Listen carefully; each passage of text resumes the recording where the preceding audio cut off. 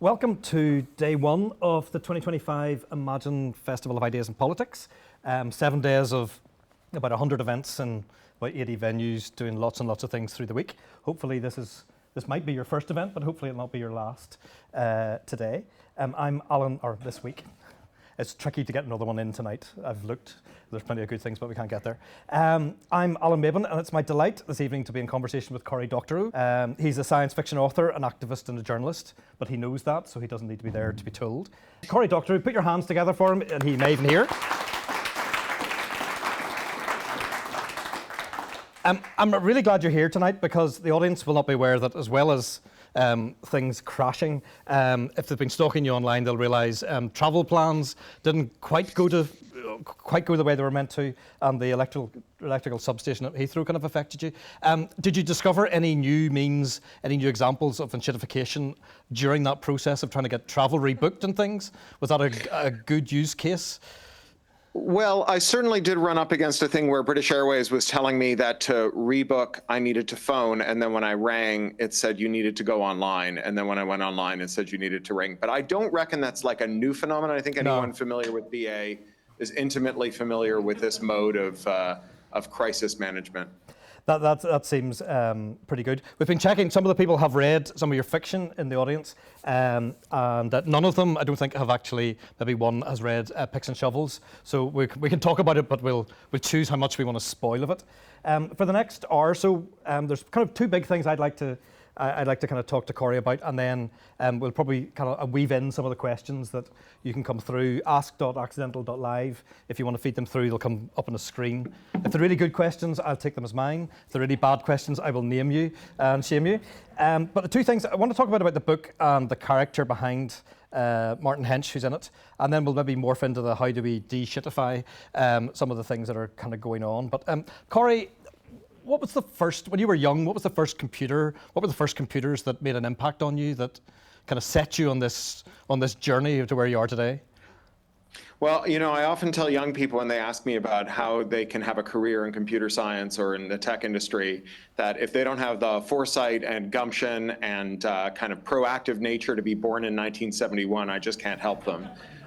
Being born in 1971 was a good year to be born as someone to get involved with tech industry, and I was lucky in that my dad was an academic computer scientist. So we had a teletype terminal, which is just a printer connected to a keyboard with no screen, that was on the kitchen table connected to an acoustic coupler that in turn connected to a VAX mini computer at the University of Toronto.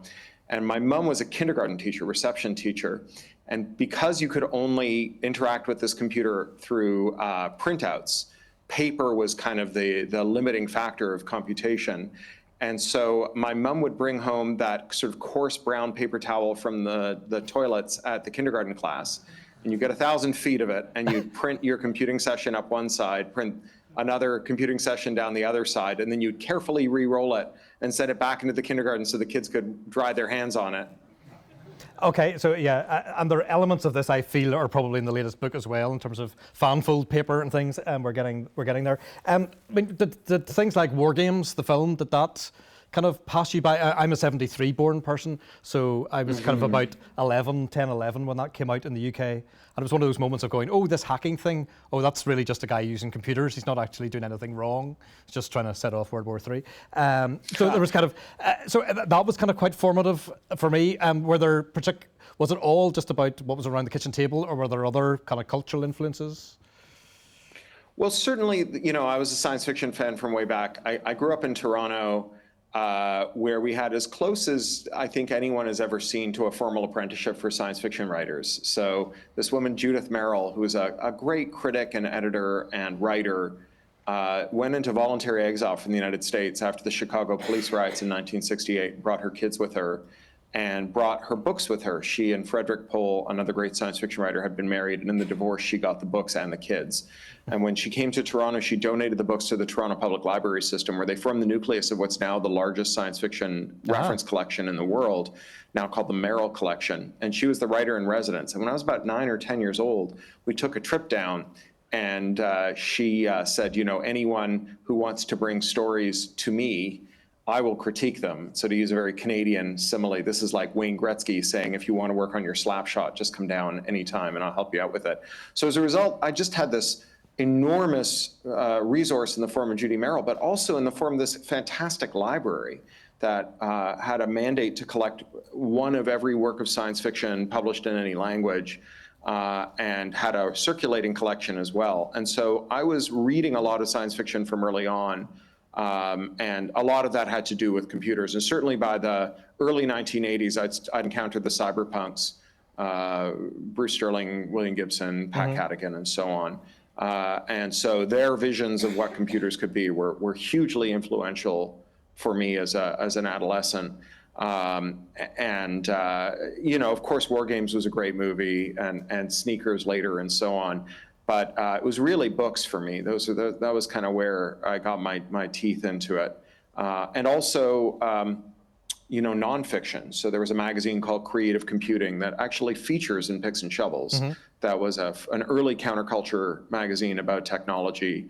And there was also the Whole Earth catalog, the Whole Earth Review, again, something that I was really involved with back then. And I got on their bulletin board system very early on. In fact, probably the first toll fraud I ever committed against Bell Canada was to reduce those phone bills to the well in San Francisco. The statute of limitations may or may not apply. But anyway, the NSA aren't watching. In terms of, do you ever kind of sneak back into Toronto Library and kind of realize that your books are on the shelf and kind of think back to, without this, it would have been very different. Without those kind of influences, you might have been pumped about all kinds of other issues that weren't digital rights and weren't, you could have been a very different activist. Well, I certainly, had precisely the right confluence of influences to be the guy I became. Obviously, there's a lot of contingency in all of our lives, but, my parents were very political. They actually knew Judith Merrill from the anti-nuclear proliferation movement. When my mom was at Teachers College, and we would be at home on our own, my dad, my little brother, and me, and we'd watch Doctor Who. And Judith Merrill used to have a gig where she would come on public telly and introduce Doctor Who every week. And what a she job. would describe very good job. And she would describe where the tropes came from, because she, of course, had been present at their birth. And she was this sort of, like gray-haired, she had a squint in one eye, she chain smoked, took no shit.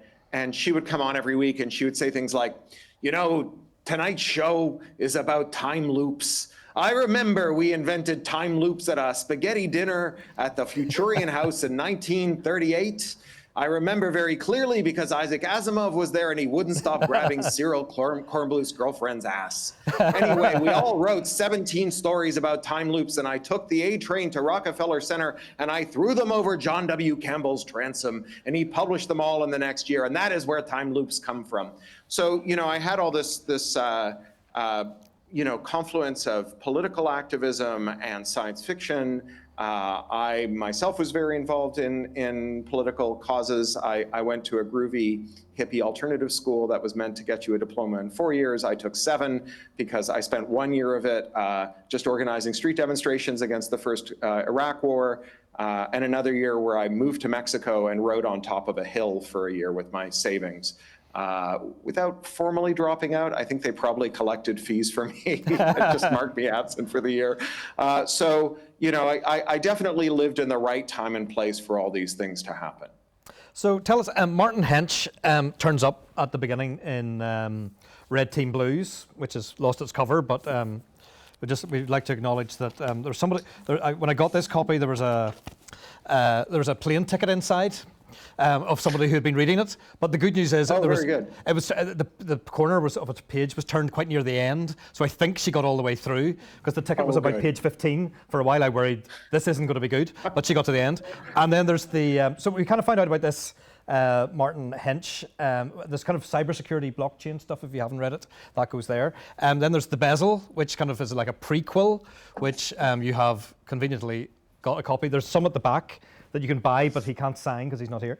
And then we have Picks and Shovels, which I read in an iPad, but I've stolen one from the bookshop, which I have to give back, which kind of tells us the origin story of this Martin Hench kind of character. So tell us a bit about him and where he comes from, Sure. Yeah. You know, I write when I'm anxious. Like this is my my gift and my curse is that rather than sort of going turtle when things go bad, I just I retreat into my mind and I do a lot of writing. And so when the pandemic struck and the lockdowns hit, I live in Southern California now, and so I climbed into the hammock in our backyard, and I sat in it for the next couple of years and wrote 9 books. And when you write 9 books in a couple of years, you get weird. And one of those books was Red Team Blues, which started with a very odd premise, which was what would it be like to write the final volume in a long-running, beloved detective series without the tedious business of writing the other volumes. And I thought, you know, this is going to be either terrible or great. I can't tell, but I wrote it really fast. I wrote it in about 6 weeks. And I sent it off to my editor, who's a really lovely chap. He's been my editor since I was a teenager. We met on a bulletin board system, and we've known each other sort of all our professional and personal lives. And I love him dearly, but he's not going to think that I'm talking him down when I tell you that he's not the world's most reliable email correspondent. So having sent him this book, I was fully prepared to wait for a very long time to hear back. And instead, the next morning, there was an email in my inbox, just 3 lines long. That was a fucking ride. Whoa. And then he rang my agent and bought 3 of them, which presented me with a challenge because I'd come to really like this character, Martin Hench. We meet him in Red Team Blues as a 67-year-old forensic accountant. He spent 40 years in Silicon Valley busting every weird scam that every tech bro came up with. He's the Zelig of high-tech finance crime. There is no scam that he was not a part of in some way. Yeah. And by the end of that book, he has very thoroughly earned his retirement. And I liked the guy, and I didn't want to put him back in harness. There is some precedent for this. Obviously, after Queen Victoria promised Arthur Conan Doyle a knighthood, he brought Sherlock Holmes back over Rickenbach Falls. My editor, very powerful man in New York publishing, but it turns out even a vice president of the Macmillan Company cannot knight you. So I wasn't going to bring Marty Hench back for more adventures. And then I realized there's no reason not to tell these stories out of order. I can write them in any order. And indeed, they were originally going to go in a slightly different order, where it was going to be Red Team Blues, Picks and Shovels, and then the Bezzle. But I got a little excited about the Bezzle and wrote it first. And I realized that when you do it this way, that you don't have to worry about foreshadowing. You don't have to worry about continuity because you're backshadowing, right? You're just adding the details that don't seem to match up. You're adding an intermediate detail that connects the two so that all the problems are resolved. And indeed, the more of this you do, the more stuff you just sort of pull out of your butt and throw at the wall, the more of a premeditated motherfucker you appear to be to the people who are reading your work. And that this is like a great cheap writing trick. So that was where the story started. And I always knew I wanted to tell Marty's origin story. I wanted to bring us back to the 1980s and to this moment where the PC revolution is kicking off, where Marty, much like me, is failing out of a computer science program because he's too busy programming computers to do his computer science homework. That is a somewhat autobiographical was going to ask as well. Yeah.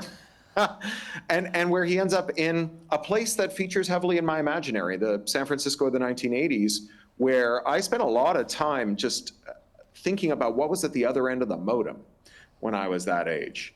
And I was living in that time, thinking about the people who were creating the technology, the people who were programming it, the people who were administering it, and then the people I was meeting. Because, you know, to be online in the early 1980s was like being in an Eames Power of 10 movie, where you zoom out, you zoom out, you zoom out, and the world gets bigger and bigger and bigger. And so every year, the network of people and ideas that I could encounter just got larger.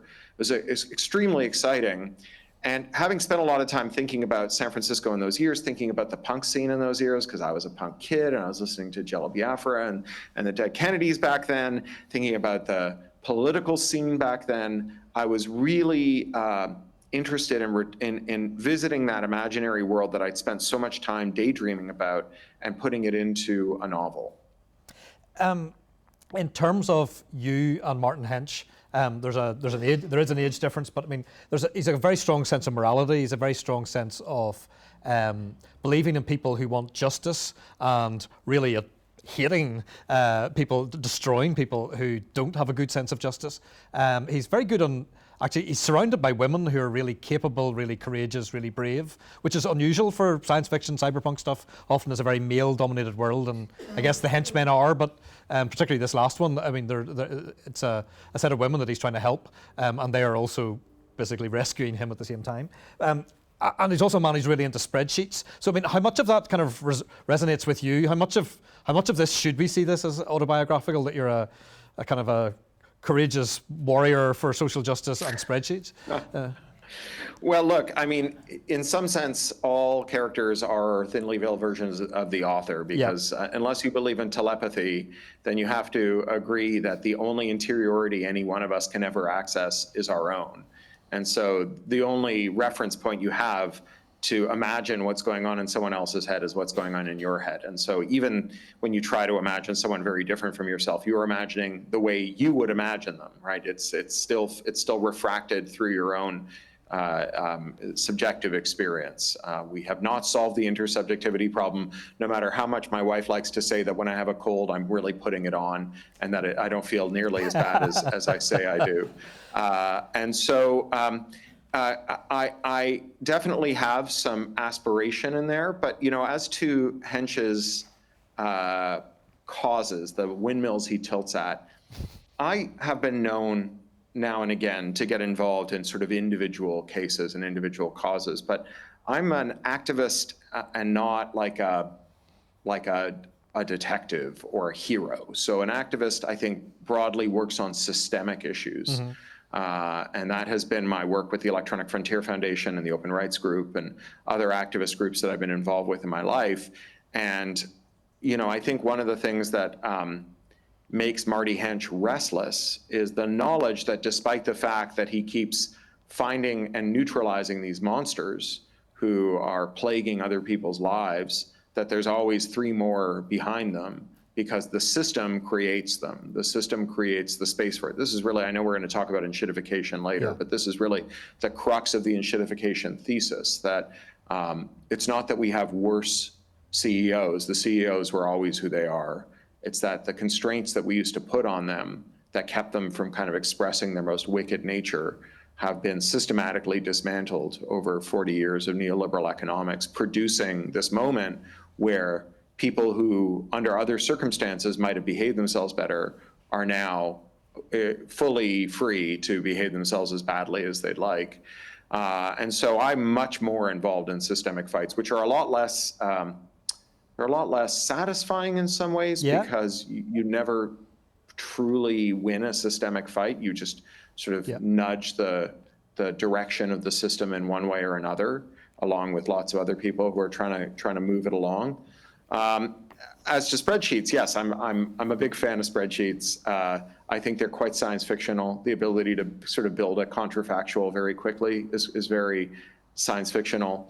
And I had the great pleasure and honor of working with one of the inventors of the spreadsheet. So the Electronic Frontier Foundation, this nonprofit I've worked for now for 23 years, was co-founded by Mitch Kapor, who is the founder of Lotus and the creator of Lotus 123, which was the second big commercial spreadsheet after VisiCalc.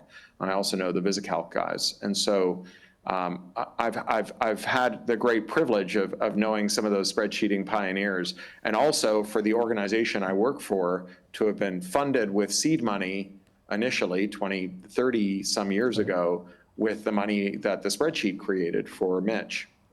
So I'm glad that's there.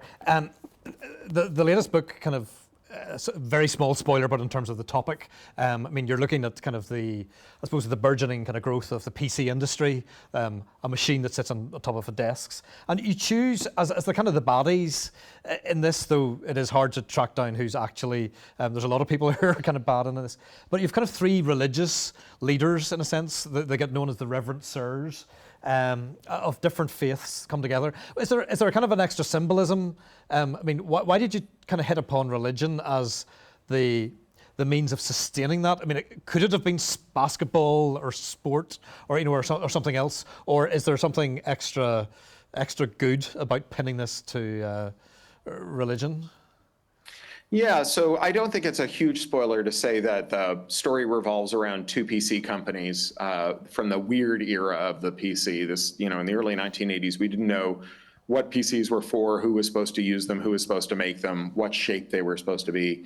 In Ontario, our Ministry of Education made its own PC that came in a giant injection molded case with a huge trackball, and it booted 3 different operating systems, including Logo. So people were making all kinds of weird PCs, and the PC company at the heart of this is called Fidelity Computing, and it sounds like the setup for a joke because it's founded by a Mormon bishop, a Catholic priest, and an Orthodox rabbi. Yeah. But the joke is that it's a pyramid selling scam, and they are preying on the solidarity and fellowship of faith groups to recruit downline sellers and then to arm twist them into selling one another these intentionally defective PCs that are designed so that for as long as you use them, you are spending more and more money to use them. They require they use very special floppy disks and paper and software, and your data can't be exported.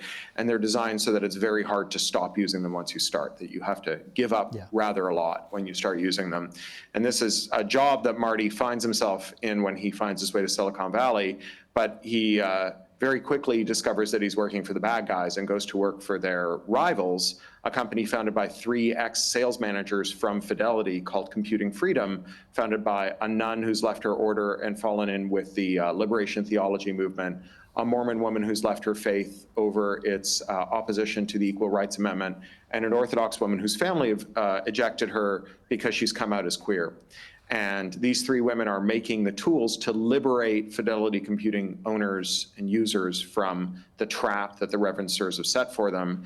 And what Marty and they discover very quickly is that the kind of men who will prey on this trust relationship that comes from being faith leaders to steal millions of dollars from their parishioners are not above the odd act of spectacular violence in order to maintain that money spigot. And as to why it's grounded in these faith leaders, so I really wanted to write about pyramid schemes because this was the moment in which pyramid schemes in America were really achieving liftoff.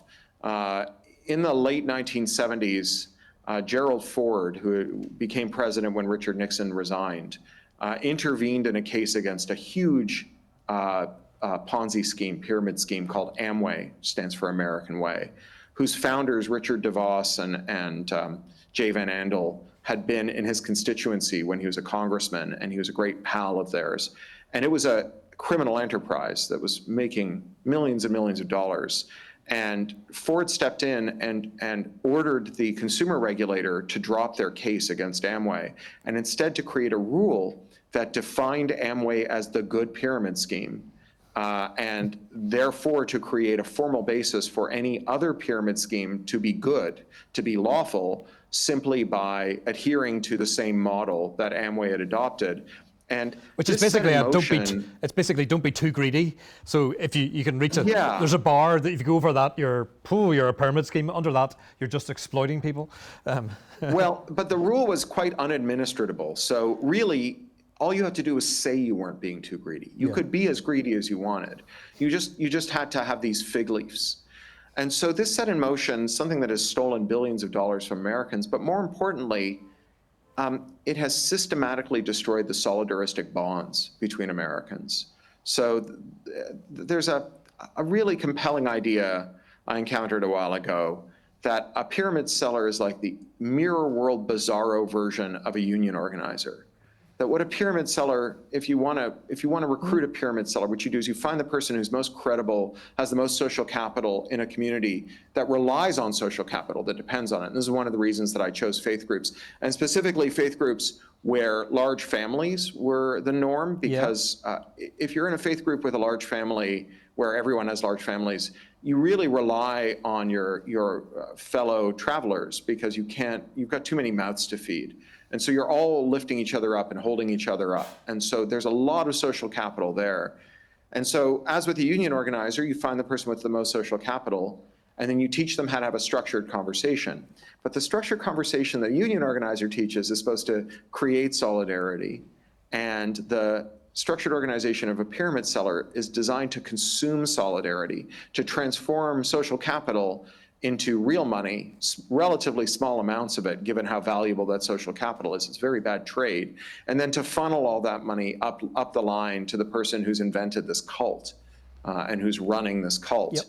And so really, by choosing faith groups, I was able to show a very profound kind of solidarity that was being consumed by these scumbags, and really show how absolutely predatory this was and how normal it became, right? How much of our modern day, because just as science fiction about the future is about the present, science fiction about the past is also about the present, and how normal it's become today to live in the caveat emptor world, right? Where, as Trump said when he was accused in 2016 during the presidential debates of ducking his tax, he said, well, that just makes me smart, right? Where if I can get one over on you, it's just, that's the law of the jungle. And we are really living in a moment defined by this caveat emptor ethos, Is there a sense that I'm reading into it that kind of the building PCs that kind of fall apart or need an awful lot of maintenance or need basically lock you into something? I mean, this is basically, you're writing a novel about enshittification. You're kind of showing us this idea of you could have a decent PC, but you could also have one that actually is marketed in a way that you don't realize what you're getting locked into, that becomes worse and worse. That's the kind of start of that. Do you want to kind of quickly remind folk, in case they haven't come across this great word, a great word that as a radio producer we couldn't say on air. We'd have to call it, was it inpupification? You do have a polite version of it, but it's much harder to say. So tonight we're going to say shit quite a lot. My mother would turn on her grave at the thought that I was been doing this in public and online. But I mean, remind folk just the kind of quick 3 steps of that before we dissect it. Yeah, I coined this term enshittification a couple of years ago now to describe the way that platforms decay. And it follows a very characteristic process where first the platform is good to its end users, but it finds a way to lock them in. And then once they're locked in and it's hard for them to leave, it starts to maltreat them, to turn the screws on them in order to produce some kind of surplus that can be given to business customers to tempt them into the platform. And then once those business customers are in, they get locked in as well. And then the platform withdraws all the available value, leaving behind the kind of bare homeopathic residue needed to keep everyone locked in, to keep the customers locked in, and then keep the business customers locked to the end users. And then we are all sort of trapped in this, pile of shit. And, you asked whether this is a story about enshittification. It is and it isn't. Because as I alluded to before, enshittification is a thesis about constraint, about how there was a time when people who are as greedy and wicked as the people who run these tech firms today could not get away with what they're doing now. When they faced constraints from competitors, back when we used to vigorously enforce competition law, and I'll remind you, Keir Starmer 2 months ago fired the head of the Competition and Markets Authority and replaced him with the former head of Amazon UK. The foxes have called, the hens have called, they want their fox back, They were worried about regulation, and we've seen, disgusting regulatory capture. But they were also worried about interoperability. They had to worry that if you made a technology that was deliberately sort of malfeatured, that was designed in such a way that it immiserated the people who used it, that someone would come along and make another technology that undid that. Computers, we only know how to make one kind of computer, the Turing-complete universal von Neumann machine, which means a computer that can run every program that we can write, which means that every enshittificatory program has a disenshittificatory program waiting to be written. And what happened was we passed laws banning the reverse engineering and modification that once allowed that kind of counter technology to serve as a check against the worst impulses of these greedy bastards who run these companies.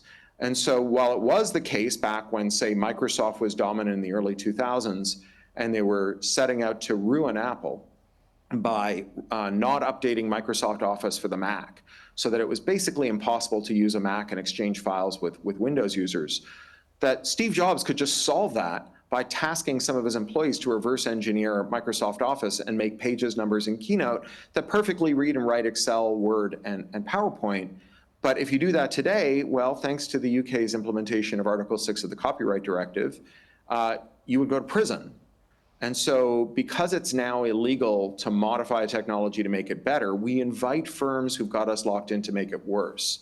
You know, my favorite example of this, and by favorite I mean least favorite, is HP, right, the printer company, which has monotonically raised the price of ink, secure in the knowledge that you cannot market a tool that unlocks your HP printer so that it'll take third-party ink, and understanding that having bought most of their competitors, they can get away with this. And so the price of ink is now running more than $10,000 a gallon, which makes it the most expensive fluid you can buy as a civilian without obtaining a special government permit, which is why the colored water you print your kids' homework with costs more ounce for ounce than the semen of a Kentucky Derby winning stallion, right? And this is like where we makes a better market page like that. Yeah. It's funny, I did a tour event with the sex advice columnist Dan Savage when I was in Seattle with this book, and I said that, and without batting an eye, he immediately said, "But does it taste better?" So, you know, this is not a story about enshittification, because it's a story about how, when the Reverend Sirs intentionally break the computers they sell to people, 3 of their tearaway sales managers can build the computers that fix it, which is the thing we can't do anymore today. So it's a story about how the same impulses that were present were checked then and are not checked now, and about really how we could check them. It's not rocket surgery. This is not the lost art of a fallen civilization. We don't have to recover the mysteries of embalming a pharaoh to make these companies behave themselves. We just have to reinstate the policies we had back when we made the buggers behave. And what would stop governments around the world doing interoperability, doing competition, doing the third one? You know, what's holding them back other than their own greed as people who've found power and don't want to get rid of it? Well, it's funny. The thing that mostly holds governments back from repealing these dreadful laws is that the US Trade Representative has systematically threatened and bullied the world's governments by saying you will not enjoy tariff-free exports into the US market unless you pass these laws that protect American tech monopolies. Well, I don't know if you've heard, but tariff-free access to American markets is a thing of the past. And so, you know, we have countries that are now proposing to do things like retaliatory tariffs. That's what we're going to do in Canada. It's a very odd way to punish America by making everything that America ships to Canada 25% more expensive, so that Canadians have to pay more to access the necessities of life. This is like punching yourself in the face so hard you hope your neighbor says ouch. But instead, what we could do is we could repeal these laws that we passed at the behest of the US Trade Representative. And then we could jailbreak and frontally assault the most valuable line items of the most valuable companies in the S&P 500. Like, imagine if all the mechanics in your country could jailbreak Teslas so that the autopilot, all the software upgrades, the monthly subscription features, they could just be unlocked for one price at the mechanic. And not only that, but programmers in your country could make their own apps for the Tesla that unlock features that are useful for the people who live where you live, so that the recurring sources of revenue that justify the shocking price to the valuation of Tesla, overvaluation of Tesla, that allows Elon Musk to borrow all that money and buy Twitter and do all the other things that he does, so that price would fall rapidly, the stock would devalue, Musk would face his margin call that he's been avoiding for all these years, and things would get very interesting very quickly. I think that's a much more effective way to punish Elon Musk, right? You could kick him right in the dongle, rather than being like performatively offended at his Nazi salutes. He's an attention guy. He likes the fact that we're all talking about him. He would really dislike it if we were crashing the price of his shares. You know, I think that we threw out too much baby with our bathwater when we had the tech lash. There is something good about moving fast and breaking things, depending on who the things belong to, right? Moving fast and breaking billionaires' things is great. It's moving fast and breaking kings, and that's what we should be recovering.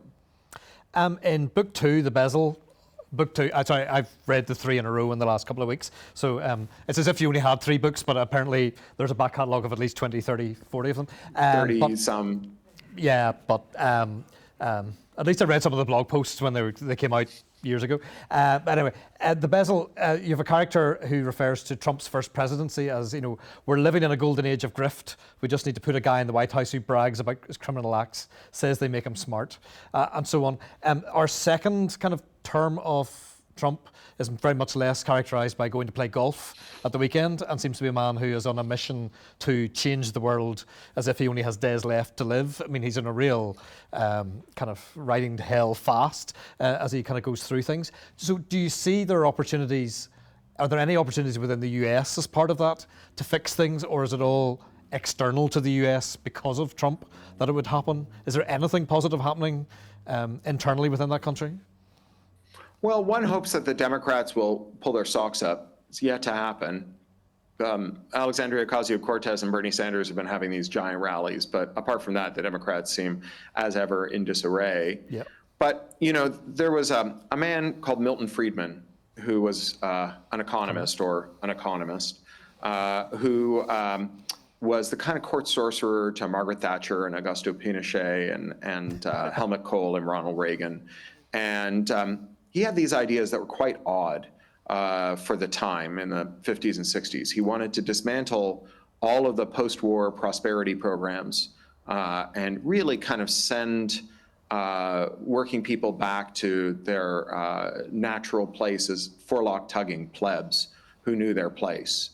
And this was not a popular idea. And people would say to him, Milton, people like knowing that their kids can be educated, that there's some social mobility, that they'll have a dignified retirement, that people aren't starving to death in their city. How are you going to convince them to do this? And he would say, in times of crisis, ideas move from the periphery to the center in an eye blink. And come the oil crisis, he proved it. And he used the oil crisis to force through these enormous changes. And Steve Bannon, is kind of an evil henchman to Donald Trump. He calls himself a right-wing Leninist. And I've come to the conclusion that I'm something of a left-wing Friedmanite, because I think that when a crisis strikes, we can move ideas from the periphery to the center very quickly, and that Donald Trump can be our oil crisis, and that it's impossible for countries around the world to start building and exporting tools of technological self-determination and liberation that frontally assault the monopoly rents of the monopolists that gave so much money to make Donald Trump president, without those technologies leaking into America, right? If there's a tool that allows any mechanic to diagnose any car instead of paying 10,000 pounds per manufacturer for the right to use a tool to tell you whether your car is broken and how, a car you own. If you can just universally unlock any car, its diagnostic messages, maybe you pay 25 pounds a month for a subscription that keeps you up to date with all the latest countermeasures and models. And a country becomes a powerhouse exporter of that. Maybe France has the same relationship to auto repair that Finland had to mobile phones for the Nokia decade. Mm-hmm. Then it'll be impossible to stop Americans and American mechanics from acquiring that technology. If you have an internet connection and a way to process a payment, you'll be able to access that technology. And so I think that we will end up in the same way that the US is trying to send thumb drives into Cuba or anti-censorship tools into China. I think the rest of the world might send the tools to escape big tech to America. I'm going to kind of feed in some of the questions that are coming through here. For me, it was very disturbing. It was maybe alarming is not the word, but it was unusual to see as many of the tech bros at the inauguration, particularly when the inauguration was inside and numbers were very cramped. And yet you could see kind of the big 3 or 4 kind of guys from, all guys from those big tech firms were kind of very present, very much being invited in as well as wanting to be there. And then we also have to look at J.D. Vance. Al, who's watching online, I think, kind of says, as disturbing as things are right now in the US, how scared should we be if Trump was to have to hand over to J.D. Vance and he would come in? I mean, is there actually, at least Trump, we kind of understand quite how mad and how loose a cannon he is, but the next generation coming through with that kind of mentality, maybe learning, but maybe not having learned enough. That could do all kinds of things to a country that's just south of you from Canada. Well, I live in America, so right. it would certainly be, it would certainly have an immediate impact on me here. So I think it's a mistake to assign too much agency to either Trump or Vance. I mean, obviously Trump is kind of a Svengali of sorts. He's quite gifted at whipping up a crowd, and Vance isn't. But the point is they have power now. I mean, it's true that to keep that power, they're going to have to do some stuff to keep the crowd engaged. But I think of what Trump is doing and what Musk is doing now as being a bit like, say, a live streamer who's like broken into a nuclear missile silo. And in their chat is every like freaking weirdo who spent their whole life fantasizing about what they could do if they could push the buttons in a nuclear missile silo. And each of them is obsessed with a different button and a different way of using it. And they're just in the chat going, try this, try this, try this, right? Trump got elected because he built a coalition. It is a somewhat brittle coalition. We're going to see more fracture lines soon. We've already seen several of them materialize. If Vance becomes president, we will see different ways of adjudicating conflicts within the coalition, but it's still going to be the same coalition, just with a different set of power dynamics at the very top, but not underneath. You know, there's a great writer named Rick Perlstein, who's a historian. He wrote a couple of books, Reaganland and Nixonland, who may be the only person who actually read Project 2025. And he read it because he's also read Project 2021, Project 2017, and all the other versions. This is a thing the Heritage Foundation's been doing for decades. And he pointed out quite early on that if you actually read all 900 pages of Project 2025, you find that it's riven with contradictions. That there's like, they're proposing like 3 mutually exclusive foreign policies, 3 mutually exclusive monetary policies, and so on, right? And that's because within the coalition, there are members who are such great beasts that they can't be told, no, your idea doesn't go in this anthology. It's your rival's idea who's going to go. Instead, the anthologist, the Heritage Foundation, had to say everyone's ideas are in because these people are equally matched. So you can see the fracture lines there. And those same forces will be bearing on J.D. Vance. So this is what I mean when I say I'm an activist who thinks about systemic problems and not individual problems. I mean, if Trump popped his clogs tomorrow, definitely we'd have a different political situation. But I think it's a mistake to think of Trump as a cause. Trump is surely more of an effect. He's too disorganized to be a cause of much. And behind all the reverend sirs, there's always somebody else pushing. There's always a set of other people with an agenda that allows them to be. And Mark, a crimogenic environment. Yeah. Mark has a very cheeky question, which I can't help but ask, which is, what's the best thing about Canada becoming the 51st state? I will duck in case you thump me at that point. Well, I don't think, well, never say never, but I think it's yes. unlikely Canada would become the 51st state. I think were Canada to become the 51st state, it would certainly raise the caliber, so to speak, of the gun debate and the healthcare debate in America. It would add tens of millions of people who had much better ideas about those subjects than the median American does. So I think you'd get some benefit out of that for America. Anyway, good luck with the election. As an election nerd, always good to see an election that gets called on a Sunday night. There's another question here, kind of thinking about Simon, who's just sitting to my left, who might be the reason why Imagine Festival has you booked this year. But when we look at Starlink, which takes us back to Elon Musk, another business that he bought into after it was kind of showing signs of success, it does look like it could become a monopoly in the sky in terms of it's the one with the most and the easiest access to get stuff up there to provide the internet. However, it is also limited by the physics of bandwidth up and down. That kind of means it's never going to replace fiber. It's never going to replace kind of 5G and 4G and things kind of that can happen at a terrestrial level. But I mean, do you think is that likely to be something that actually we get a monopoly of the sky? That it's going to go the same way as the rest of the tech industry, that there's one major answer and a pile of other people who slowly get bought up or go out of business? Well, it's certainly the way it's trending. I mean, The ability to break up or constrain monopolies is, again, not a mystery. To return to my earlier remarks, this is something we did quite handily for generations. There's no reason to imagine that we couldn't do it to Starlink as well. We might take it into public ownership. We might force it to divest of some of its assets. We might require it to operate something like some of the carriers do, which we call essential facility sharing, where they become kind of a dumb pipe that other people provide service over, and they have a mandated tariff, a bit like you can get various DSL providers providing service over the old BT lines. As a so there are a former lot of BT different person, ways yeah. this could play out.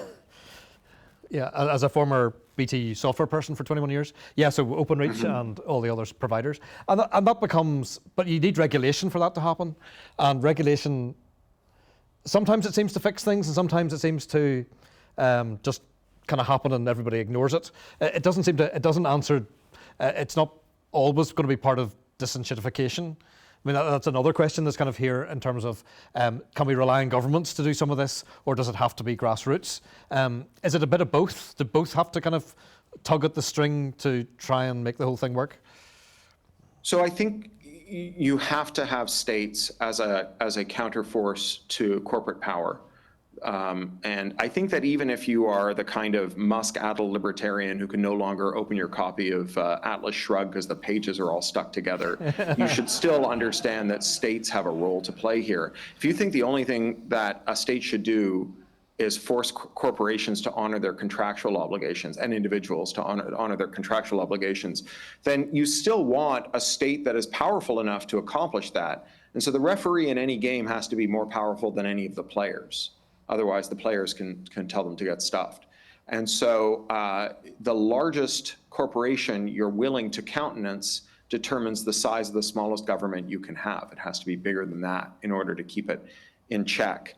The foundational regulation for this is competition law, antitrust, as the Americans call it, where you restrict firms' abilities to merge, you force firms to abide by certain rules when they get to a certain scale, you prohibit certain anti-competitive conduct like what Uber did with its predatory pricing, where they used money from the Saudi royal family to piss $31 billion up against a wall over 13 years, losing 41 cents on every dollar they brought in until most of the mini cabs and lots of the public transit in the world had gone under. And then they doubled the price of the ride and halved the price that they charge to drivers. And formally, that's illegal under antitrust law. We just stopped enforcing it. So we enforced antitrust law initially in an environment in which we did have great monopolies. The impetus for creating antitrust law was the abuse of extremely powerful monopolies. And so again, while I'm not going to claim that this is an easy thing to do, I am going to say that it's a thing we did before. People not smarter than us in living memory did this before.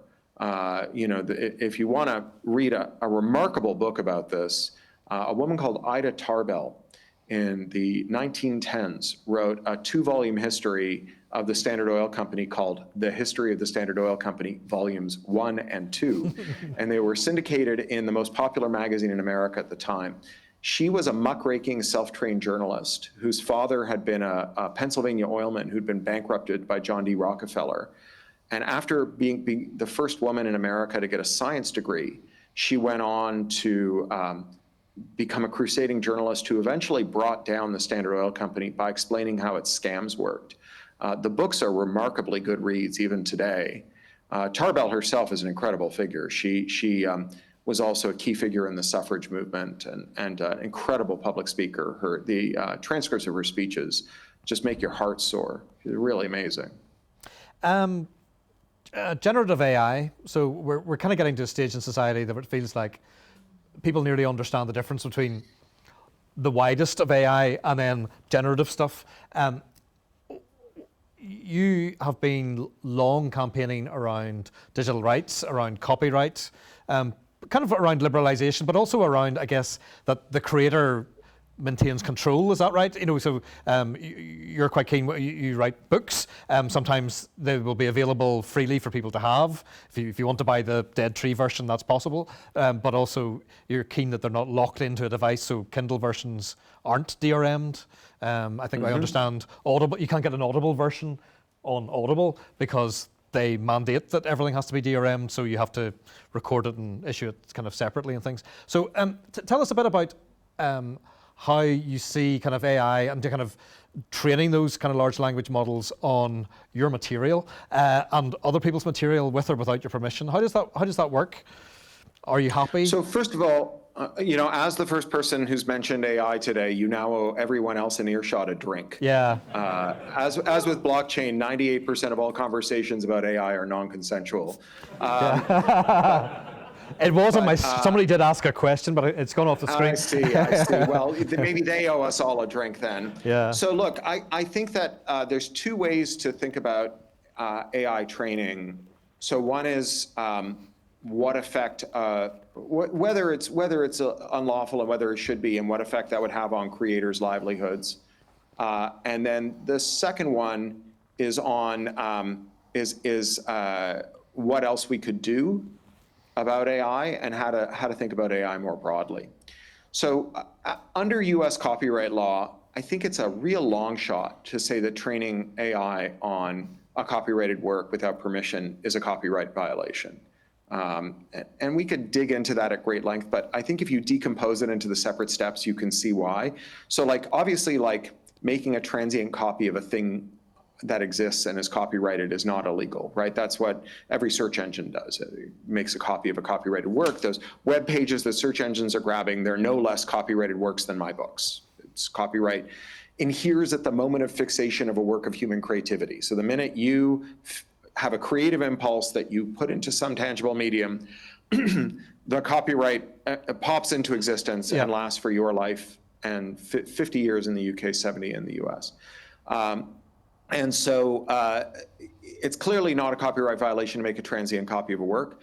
The next step in training is making a mathematical analysis, effectively counting the words. Yeah. Counting the words in a book is not a copyright infringement, right? And then the third step is publishing your findings in a piece of software, an AI model, right? Publishing statistics about copyrighted works, again, not a copyright infringement. So when you decompose it into these separate steps, it's not a copyright infringement. But copyright law did not come down off a mountain on 2 stone tablets, right? It was written by humans. We could write a new copyright law, and we could say, under this new copyright law, authors have a para-copyright, or what copyright wonks might call a neighboring right, to control the training of works. And we can ask ourselves, would you like that? Would EFF like that? That's where I'm headed here. So I think the question we need to ask is, does this help authors? So we live in a world with 5 giant publishers, 4 giant movie studios, 3 giant record labels, 2 companies that control all the ebooks, and that control all the ad tech rather, and 1 company that controls all the ebooks.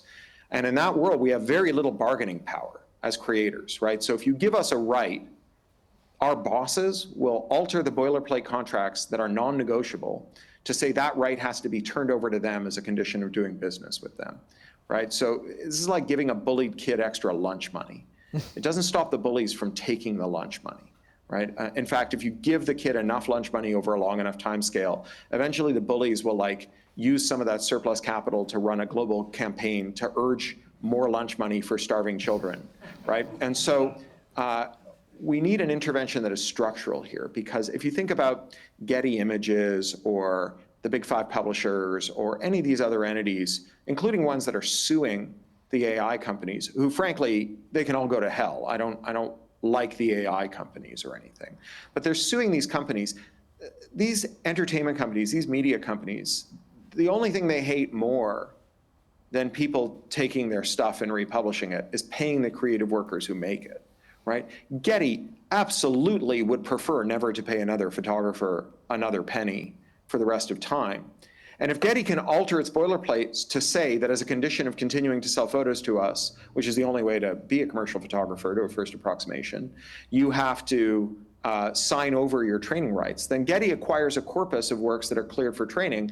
They can turn around and go to OpenAI and say, if you give us $30 million, we will let you train a model on these photos so that we don't have to pay photographers anymore, right? So all this does is change the distribution of the things that are misappropriated from us, right? So this does not help creative workers in any way. I don't give a damn whether Getty ends up with the $30 million or OpenAI ends up with the $30 million. I want the photographers to have the $30 million.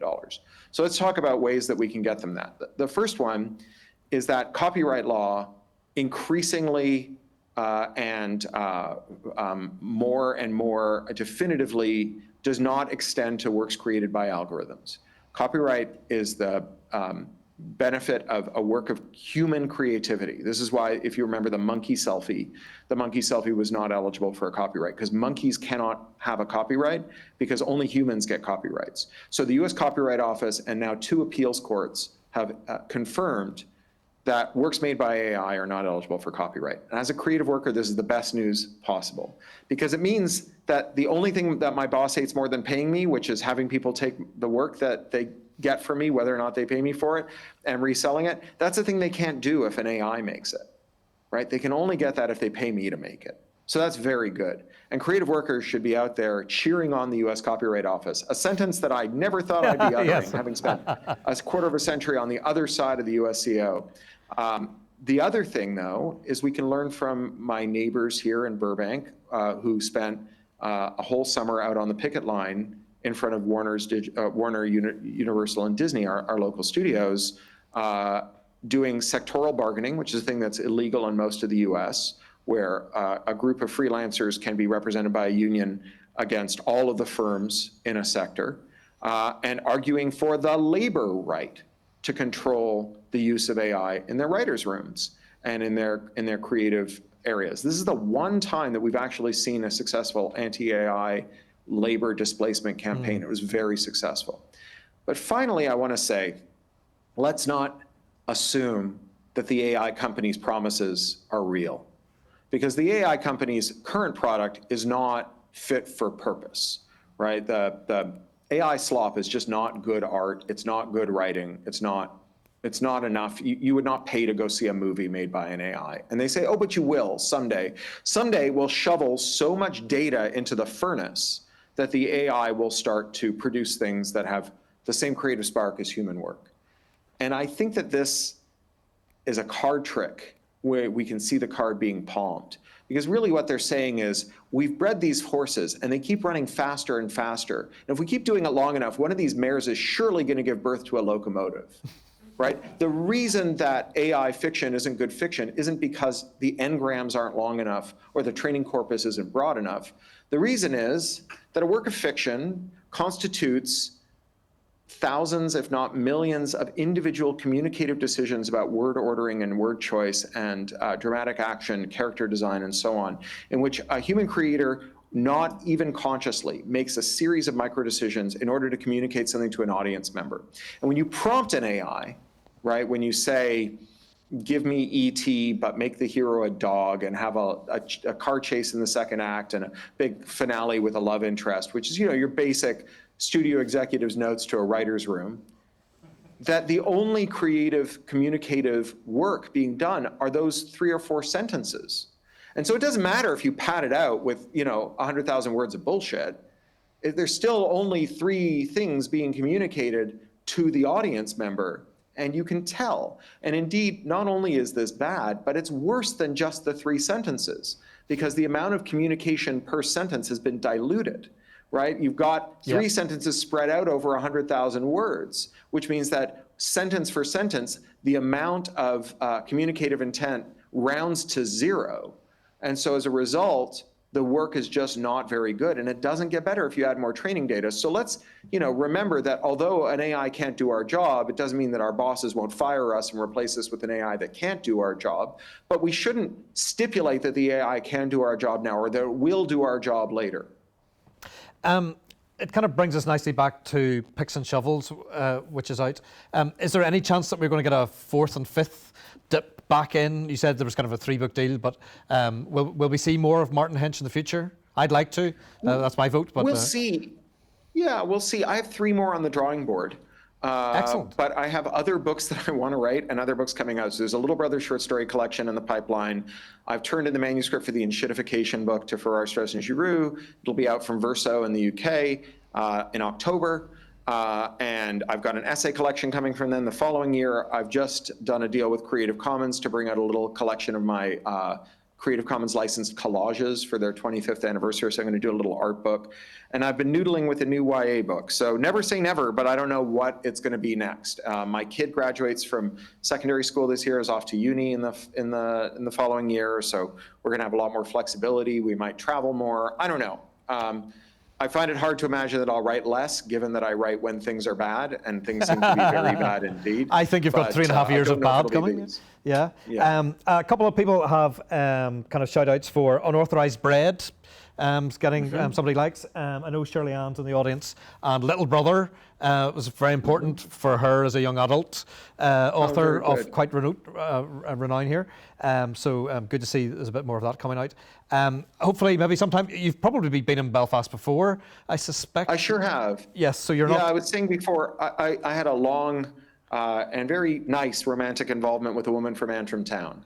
And so we used to go back and visit her gran. And she's in the audience. No, she's not. But I've spent a fair bit of time there, and I'd love to come back sometime. Well, if we ever end up living in London again, I lived in London for 13 years, and it was a much simpler voyage than living in Los Angeles. But I'd love to come back. I should mention that Unauthorized Bread is being adapted for graphic novel, and it'll be out in 2026 probably. Ooh, okay, that's good.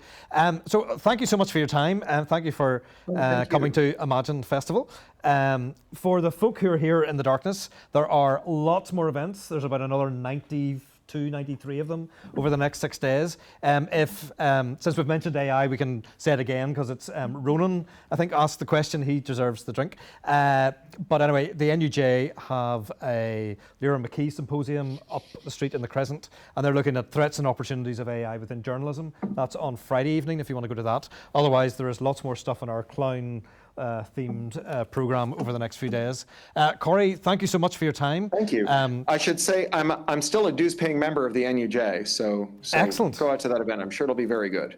That's very good, and this time I'll be the one doing the tech, and somebody else will have to do the speaking. So thank you very much for coming to Imagine. I hope you enjoyed yourselves. There are books at the back that you can buy. I'm going to give mine back, and Cory, thank you very much. Thank you. Yes, I did mention I have a kid going to college in the fall. So yes, go buy the books. Yes, buy more books. Thank you. Thank you.